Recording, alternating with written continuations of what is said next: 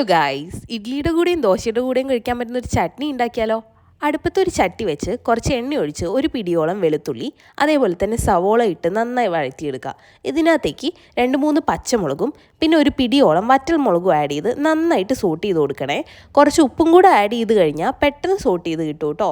പിന്നെ ഇതിൻ്റെ അകത്തേക്ക് ഒരു കുഴി കുഴിച്ച് അതിൻ്റെ അകത്ത് കുറച്ച് പരിപ്പും അതേപോലെ തന്നെ ഉഴുന്നും ഇട്ട് നന്നായി സോട്ട് ചെയ്ത് കൊടുക്കുക. ആവശ്യത്തിനുള്ള കറിവേപ്പിലയും കൂടി ഇട്ട് ഇതൊന്ന് വഴണ്ട് വരുമ്പോൾ ആവശ്യത്തിനുള്ള തക്കാളി കൂടി ഇട്ട് കൊടുക്കുക.